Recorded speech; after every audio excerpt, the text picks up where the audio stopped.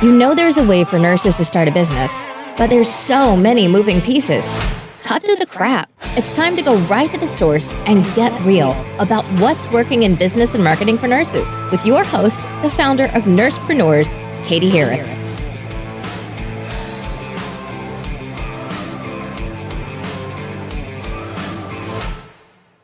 Hi, it's Catie, and it's another episode of the NursePreneur podcast. And today on the podcast, I have Georgia Skyers, who is a master's prepared nurse executive with 23 years of experience. And she started the 360-degree nurse. So I'm so excited, Georgia, to have you here today. So thank you for being with us. Thank you for having me, Catie. Sure. So give us some background of your nursing career. How did you, what kind of, I'm always interested in what formed your business. And I think a lot of that is your nursing career and how it led up to where you are now. Yes. So fortunately, Catie, I got into nursing at the age of 17. The high school that I attended, Clara Barton High School in Brooklyn, had an LPN program. And so I started that program, and there began my nursing career.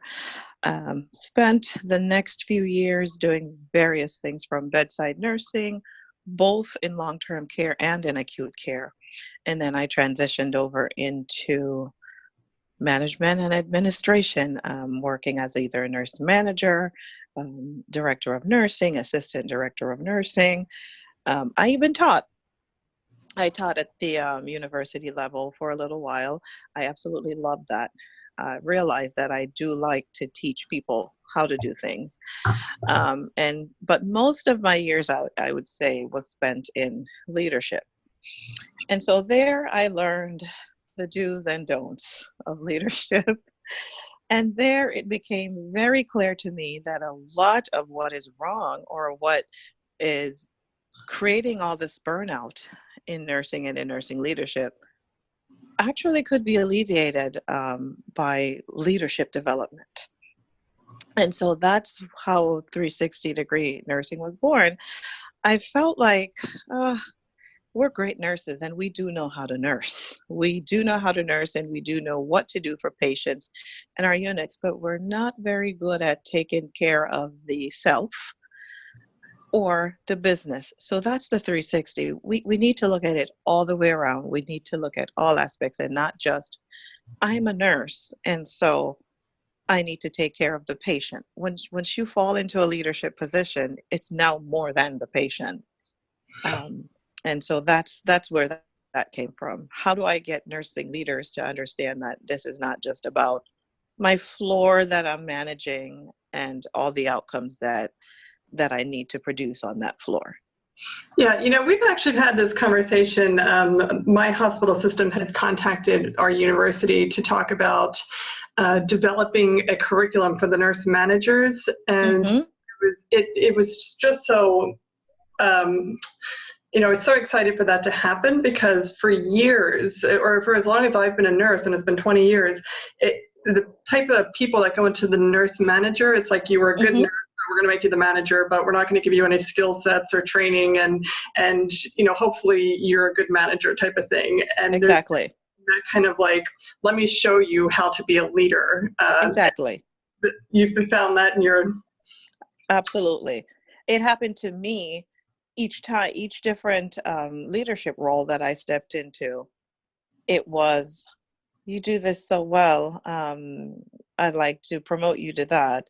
Or another nurse leader that I may run into. Hey, they're asking me to be the manager of the unit. But then when you ask, what type of training or what type of development have you received? It's usually little, or sometimes none. So you get nurses falling into leadership roles, scrambling to satisfy that leadership component. And again, they're great at the patient care piece, but it's all the other pieces that involve being a leader. Yeah, and I found too that a lot of the nurses will take it really personally if they don't do well, and I don't think it's the fault of the nurse. It's the fault of the top management for not grooming that nurse, because leaders are groomed. They're not, we associate leaders as being, oh, he's a born leader and, he's just natural and intuitive and knows what to do, but that's just a myth. So here's what we are, Catie. We're great nurses. We're not great business owners. And so as I traveled through my leadership journey, it became very clear to me that whatever department I'm over, that's my business. That's my Google, that's my Amazon, that's my Apple. And so what would I have to do as a leader to create the outcomes that Google gets, that Apple gets, And so I realized that I didn't learn that. And so I had to seek that development on my own, where prudent corporations invest and take their leaders through that. How can I get you to be the best leader you can be, the best business owner you can be, to help us get our organization to where we need it? And I find that to be a great disadvantage, because nurse leaders, if you look at it, hold the largest keys in any healthcare entity. Whether you're talking about nursing homes, hospitals, outpatient, wherever you go, the largest department is typically the nursing department. And why are those leaders so ill prepared when the stakes are so high? That's an excellent point. That is such a good question. So I'm glad you're leading this way. Yes. So what did you find that the kind of the outcomes that, whether it's outcomes that you would typically go in and say, all right, I'm in a new unit or I'm in a new position, there's these kind of standard outcomes that I want to achieve, or is there some kind of cohesiveness that you're looking at? The standard outcomes for us nursing leaders are typically quality, all things surrounding quality. There's usually a financial margins that you have to meet. And of course, today, there's the huge customer satisfaction push. So 3 things: customer satisfaction, quality metrics, financial metrics, huge in healthcare, led by who? Nursing leaders. So those are huge categories too that you could go about in many different ways. Exactly. And so here you have one leader doing it this way, one nurse leader doing it that way. Some are scrambling, and we read and hear and see all the burnout that's occurring in nursing at large. But I don't think a lot of focus is being placed on the nurse leaders themselves, who are putting in, believe it or not, 65, 70 hours just to make sure that they're meeting these metrics. And so why do they do that? Because the stakes are high. Now, if they were prepared, they wouldn't have to put in 65, 70 hours a week to get it done, because they would know what to do, know what to look for. They'd know how to run a business and not be a nurse. They'd work on the business and not in the business. And so that's why they're burning out at the rate that they are. They're busy bees working in that unit, and they need to work on the unit. So those are the principles that 360 teach nursing leaders how to do and follow to keep them in this game.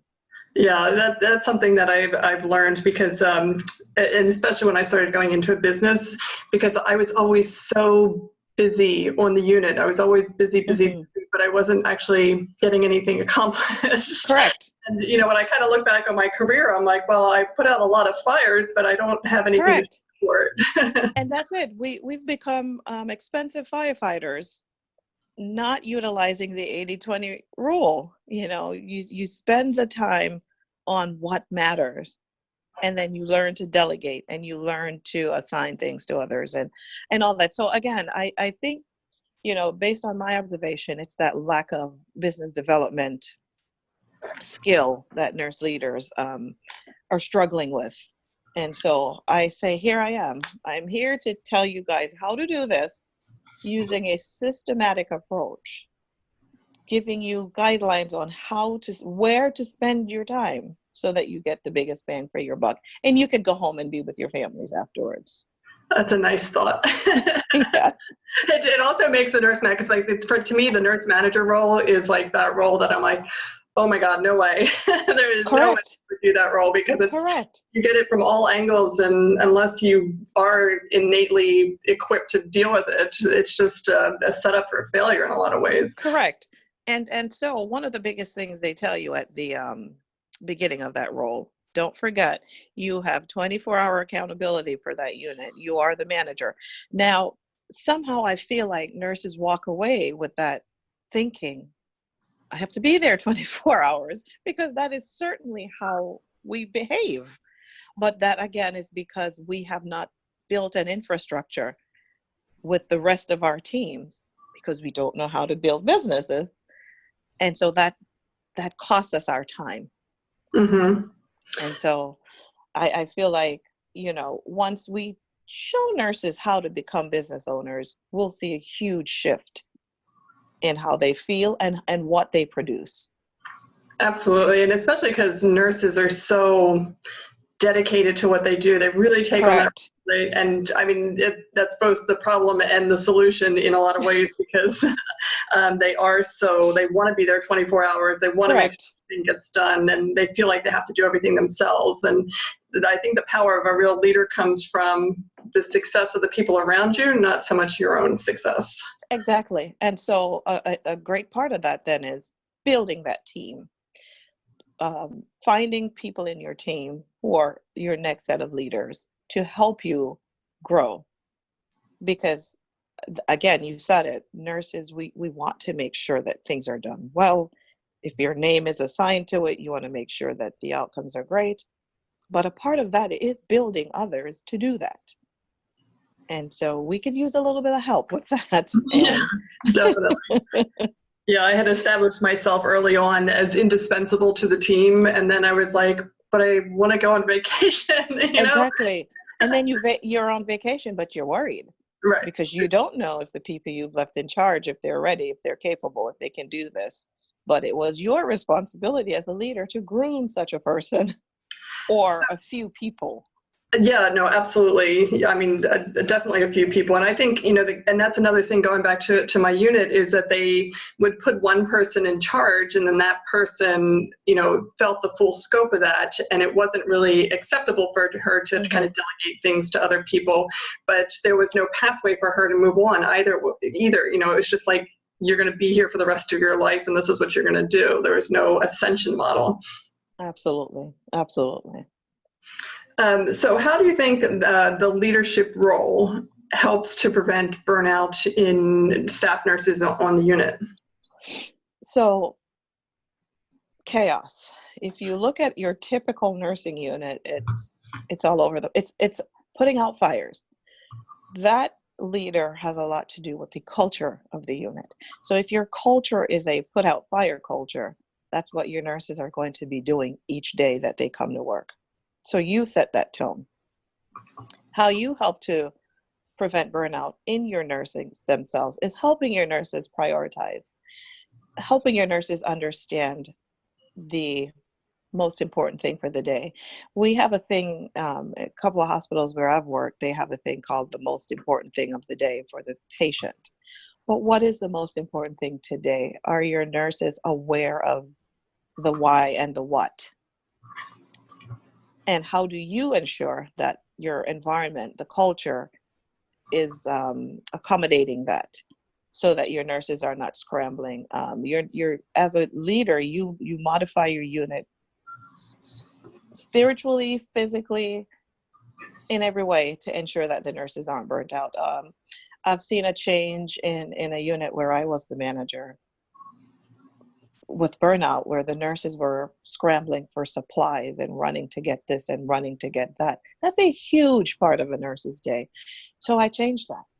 I changed how they access their supplies. I changed them running to get supplies to having supplies delivered to them. So they're not going all over the place. And if you look at it, nurses very rarely complain about the things they have to do as a nurse. It's the extra things that we have them do that makes them get so frazzled. So I partner with my ancillary teams and work out what we can do to make the load lighter for nurses. And so again, that falls back on the leader, but Are we trained? Are we developed? Do we know that we can do things outside the box? That's going to trickle down, because every button you push impacts the nurses one way or the other. And that is so true. And I know, and especially the solution to every problem tends to be the nurses will be the solution. So we had an episode where they wanted the heparin drips to be on some kind of schedule or protocol, and the nurses will take care of it. Or, internal medicine team will say, well, this is XYZ, and the nurses will institute this program, or the nurses will do the research, the nurses will do this and that. It's just like, oh my God, like, leave the nurses alone. Exactly. And it does. And every epic update that you have, or computer software and more documentation and everything that just keeps coming down the line. But I want to go back to something you said about the leadership. And, I would say that the culture of the unit could probably be, you can look at that as a mirror of your leadership style. Yes. Would you agree with that? Yes, absolutely.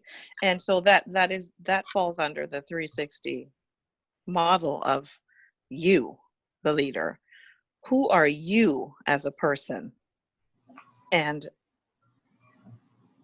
is this too much for you? Or are there things within you that you need to develop that's going to also help you in your professional life? So if you're a leader that don't have boundaries, that don't respect time, that don't hold people accountable, again, all of that energy that your team's feeling that, and they're knowing that. And you have a blended team. As leaders, we all have blended teams. We have strong people, engaged people who want to be there, who want to do great things. We have our middle people, and we have our not so great performers.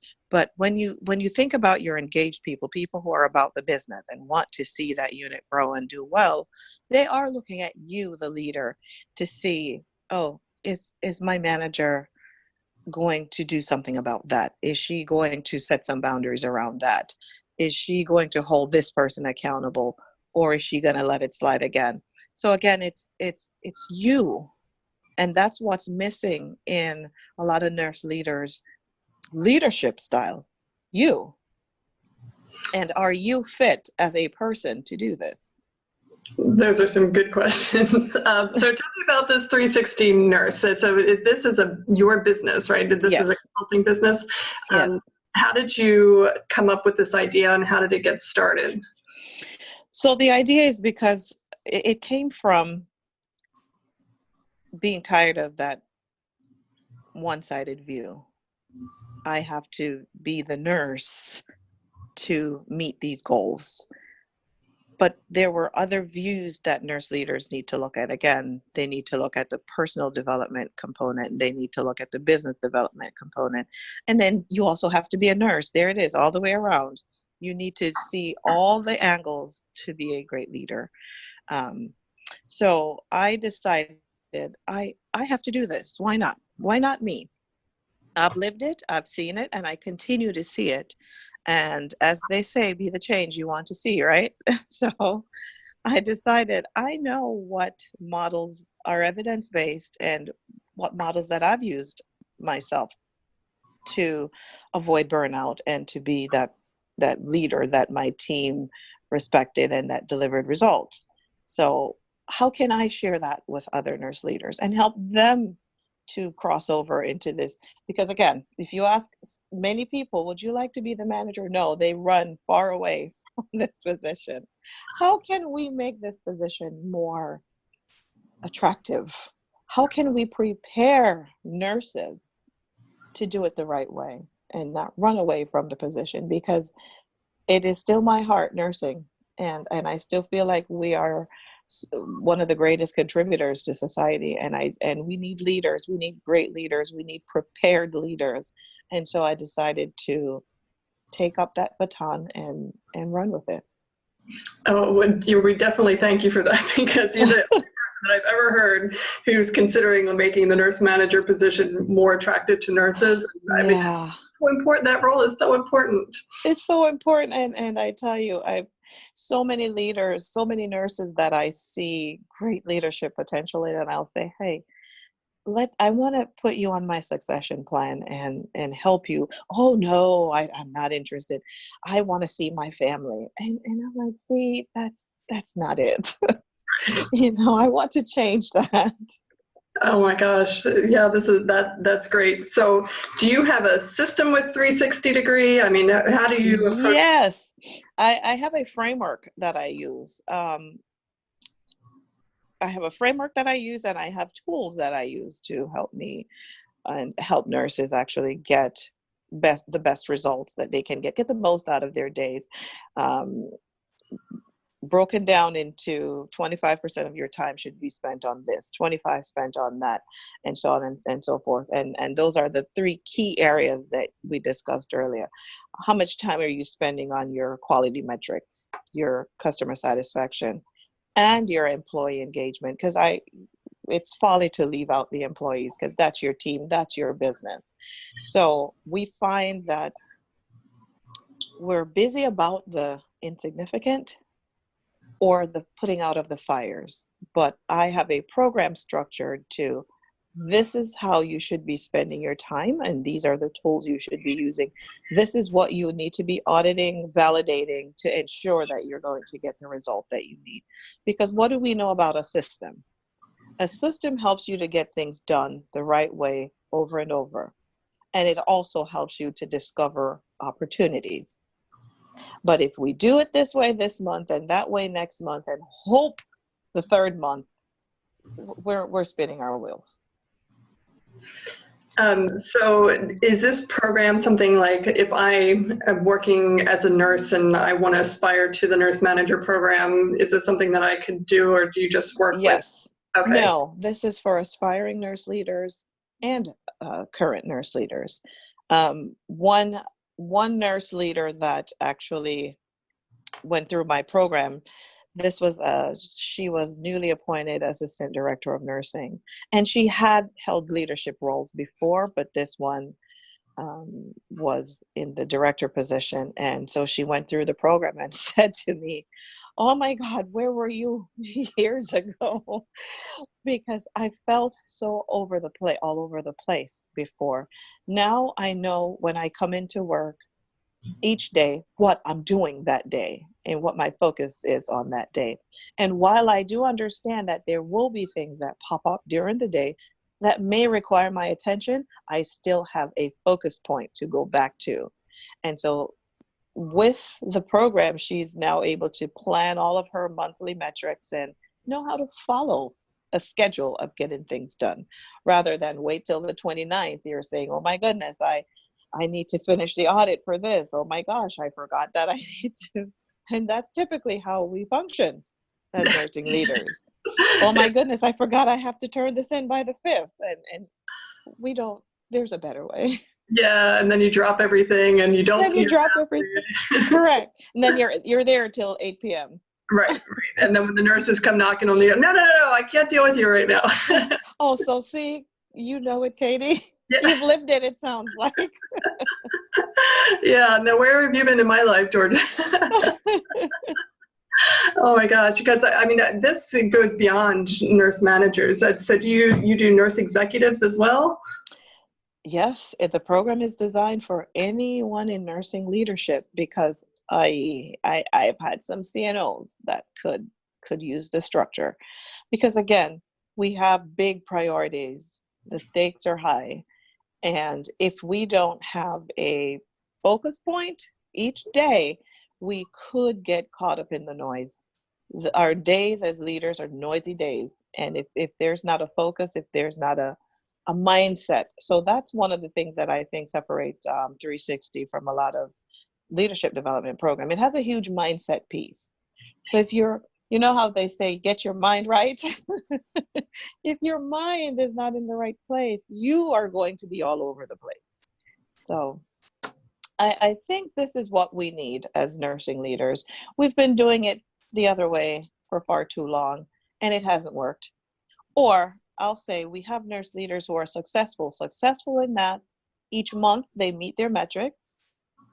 Things are right. We don't have bad outcomes, but we're exhausted. Mm-hmm. We're exhausted, and we missed that family vacation, and and we missed that soccer game or we missed that recital because we were at the job, making sure that we're getting all of it done. Guess what? By ourselves, and not using our team to the maximum ability. We're not leveraging the power of our teams. And again, that's because we're not trained business owners, we're trained nurses. And what do we do as nurses? We do it ourselves. Kind of like when you see one person doing it well, that becomes kind of like the model of excellence or something. Exactly. But they don't tell you that, she doesn't have a life and, she's exhausted, Right. bags under her eyes. But, that one model of existence compared to, the 99% of people that are just barely swimming or, failing. Correct. That's Correct. an anomaly. There's always going to be one person that does it okay. And that's what I tell my clients. I swam for years. I was an Olympic swimmer for years as far as nursing leadership is concerned. I scrambled to meet deadlines, did all that. And then when I learned how to be a business owner, it all changed. It all changed. My focus changed. The whole mental model changed. And I was able to enjoy it, actually, to enjoy being in leadership. And so now, when people say, oh, I want to be a nurse, I'm going back for a nurse practitioner, I am not interested at all. I desperately want to stay in leadership and continue to help others get to that place.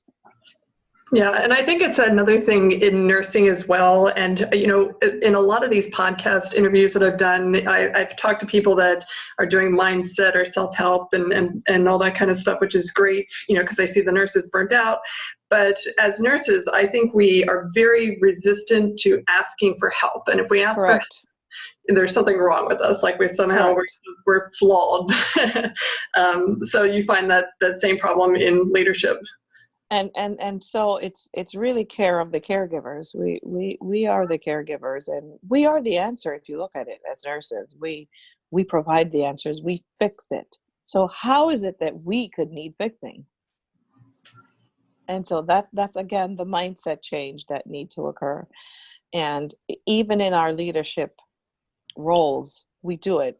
If we find that we need information in an area, we'll go scrambling to find it. We'll take a class. We'll attend a conference. We'll try to do that a la carte version of things, and piece by piece try to get it together, where this leadership business is big, and we need it in a structured, systematic way. At least at the beginning of your leadership career, it needs to be the foundation. And so you're starting off on the right foot. And if you have to use the a la carte model afterwards, then that's fine, but at least you have a foundation. Yeah, that's really important. Do you find resistance from hospital organizations to you helping their nurse leaders, or have you been more kind of like embraced? I haven't met resistance yet. And I say yet because anything is possible. What I've found is a lot of facilities have a leadership development program of some sort, but it definitely is not structured, and it doesn't have a flow. And so that's where they need my help to help them make it bigger than what it is. Or for the ones that don't have a program, they truly love the program and are thankful because it is helping their nurses. But what I'm finding, though, is the majority of my customers tend to be the nurse leader themselves. The nurse leader themselves. So, and then they say, well, how am I going to pay for this? I said, listen, everyone for the most part, organizations have that tuition reimbursement. Or for nurses who are not going back to school, they're not seeking that master's or another degree. This is your educational development. This is your development. So tap into those funds if your organization offer tuition reimbursement, and some outright just pay. So that tells me something. It tells me that nurse leaders are looking for a solution.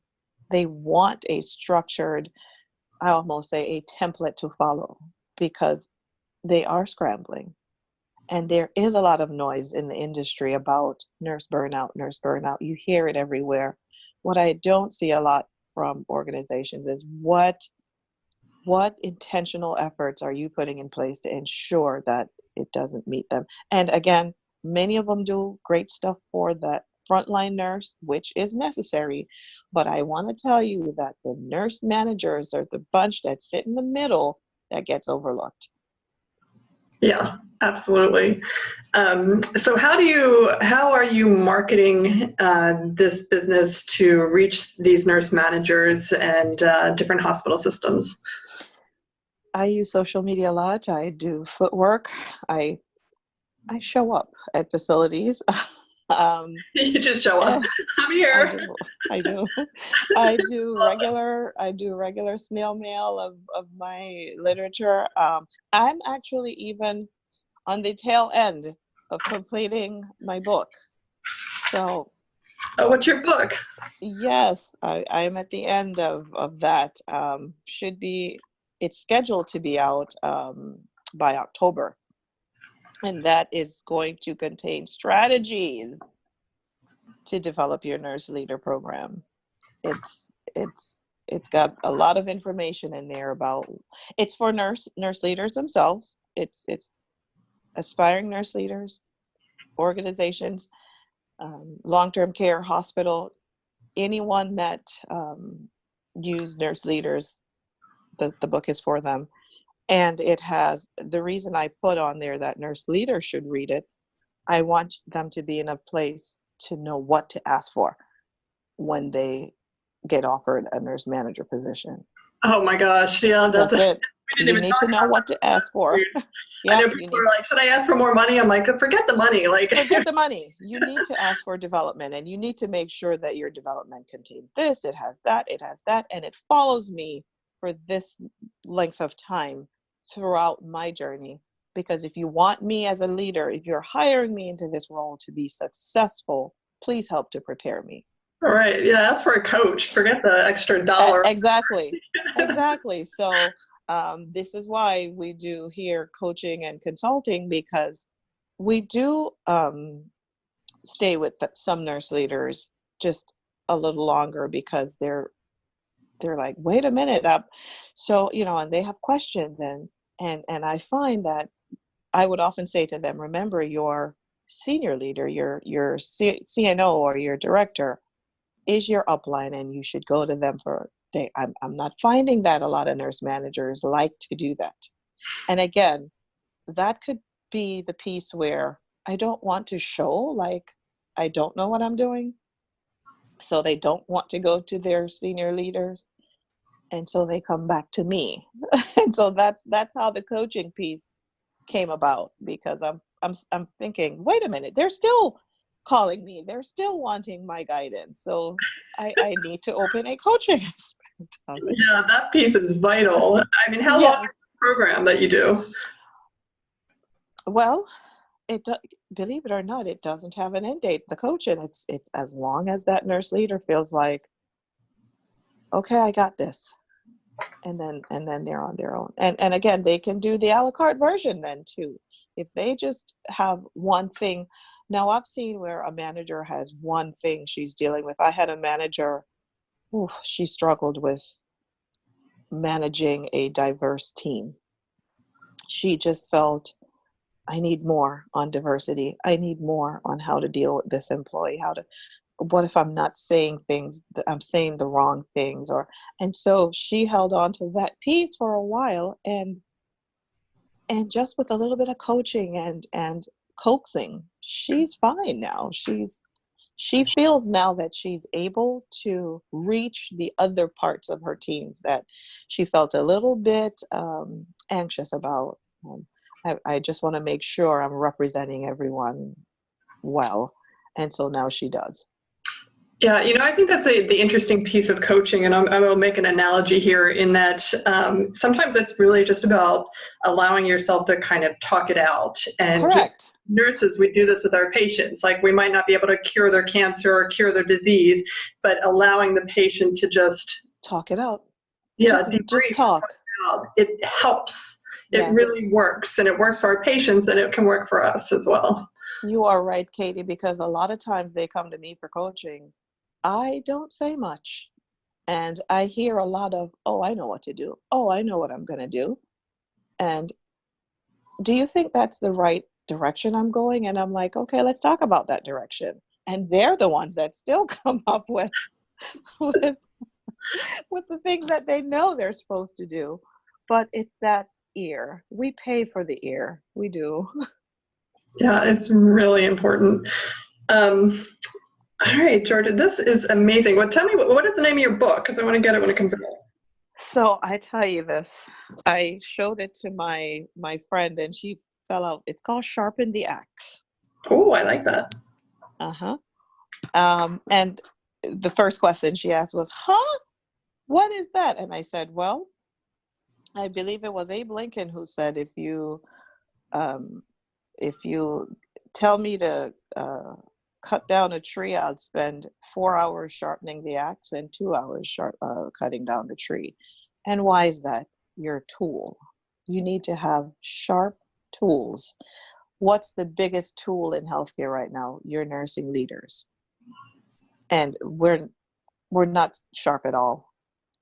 And that is not in any way speaking of intellect or any of that. It's we're not sharp enough for the job as nursing leaders. And so I have it. It's called Sharpen the Axe, Why Most Nurse Leaders Abandon the Role and Strategies to Stop It. So That sounds look out for that. Yes. It's coming out in October? Yes. Promise? I promise. I know with these publishing books, it took me 3 years to publish my book. I know. And I decided that I was going to offer the first chapter to anyone. I could actually give you the link. Oh, that would be great. That signs up, and it's the same. It's my website, 360degreenurse.com/sharpen the axe. And so they could get an idea of what is to come with that book. I decided that a couple of nights ago that I need the nurse, see, and this is for the nurse managers especially. I need them to see, again, step back and look at what's going on in the industry. Take a look at the book and see if you fall under any of this. And then as the book comes out in October, see if you've received any of those development pieces along your journey. And if you've been a nurse manager for 5 years, 10 years, did you get any of that? And how many years have you spent spinning your wheels? That's great. And thank you so much for that link. I'm going to put that in the show notes so everybody can access it. I'm going to download it, and I'm definitely getting the book when it comes out, because thank you, Catie. Even as entrepreneurs, it still translates to say I still need a coach for myself, Yes, that is, you are absolutely right. I still need a coach sometimes. You're never too successful for a coach. You're always no. Where's the next level? I need that sounding board. I need someone to sometimes say, yes, Georgia, that is the right direction, and that is all. Right. So, this has been great. All right. Well, thank you so much for this. Thank you, Catie. Thank you. We're on a journey to help our nurse managers